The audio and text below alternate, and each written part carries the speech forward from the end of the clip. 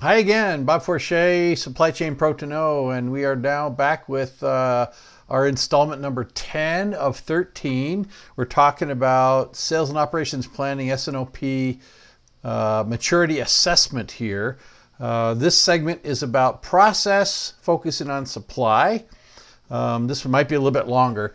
I'm going to read a definition here of a highly mature process, a fully integrated, recognized, and formalized process with cross-functional participation and standardized into a overall monthly S&OP cycle. Very strong integrated strategic plans with a focus on risk and opportunity identification, with a formalized rough cut capacity or resource capacity process to establish consensus on resource constraints. There are clear strategies developed each month to fill gaps, to mitigate risk, and exploit opportunities. So this sounds a lot like S&OP in general, but it also focuses on capabilities because we are cross-functional, because we are more integrated. Most of us are not this mature in our S&OP capability. Our supply chain talents are still developing, still evolving, and we probably are still too reactionary. So let's talk about our supply chain stages just generally for a moment here. Stage one in supply chain maturity is that we are multiple dysfunction. I think a lot of companies that are just getting started out can feel this pain. This means we're not coordinated, we don't have process, we don't have standard processes, we're 100% reactive. Everything that happens is kind of like a new version of the same old problems over and over again. We just don't have standard processes that we can hang our hats on. So we struggle to make our shipments, to make our numbers. S&OP in this environment is still reactionary. It's still looking back, what did we do? We're still too operational. So the opportunity here is to start to think about how can we move into forward-facing, proactive. To do that means we start learning from our past. Out of a need for survival now, we are improving things along the way, but we still have a long way to go.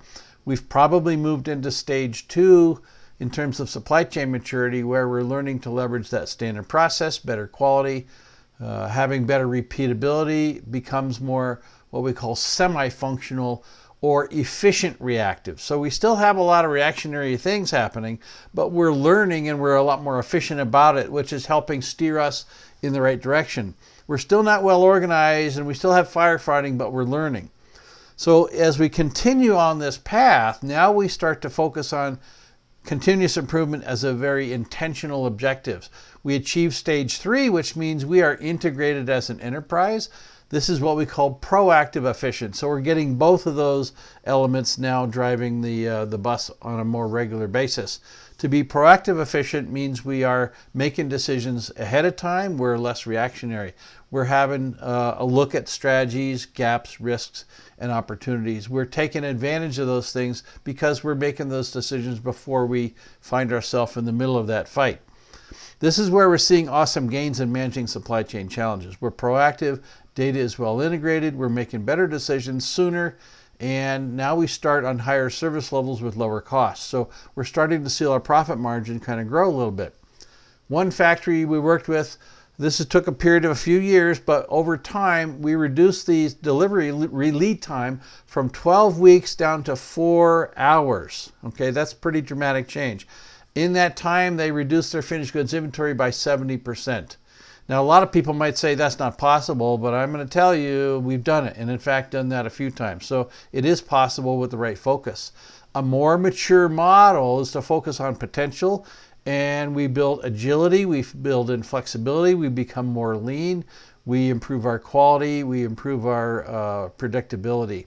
So as we do that, we've reduced the waste, we've reduced the variability, we get much better service level as a result. And our flexibility is increasing. So this is where we find a very interesting dynamic. Information replaces inventory. Supply is about having the right plans with the right capabilities married together. And so now information replaces inventory. Having standard process is really interesting. A good analogy here is to look at a 1950s Indianapolis pit stop. When you look at the race Back then, they could only have 4 people, including the driver, involved in the pit crew. And so a pit stop might take 60 seconds or longer.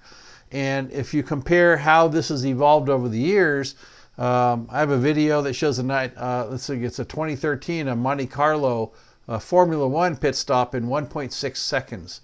So we see from evidence that if we focus in the right ways, we can get dramatic improvements. We just have to find where's the waste, where's the variability, start to drive that out. Becoming more lean, becoming more flexible allows us to accomplish bigger goals. So this is a good example. We start looking at suppliers differently. We maybe select different suppliers. We manage our supplier base differently. We have a very strategic approach using 4 different levels of supplier prioritization. We build in supply alternatives. We have a critical eye to flexibility. We focus on adaptability and flexibility a lot here. Of course, reducing variability is going to be a mainstay here in any kind of supply situation. We have a more robust supply capability, having learned to ask better questions, and ultimately that results in better decisions and then better performance. So there's a lot going on in the supply arena here, and this is probably too much to put into one video, but that's a good summary of the different things. There's a lot to look at here, so that's another topic for another time. Hope you got something from that video, and thanks again, and we'll talk to you soon. Number 11 is going to be about analytics. Thank you.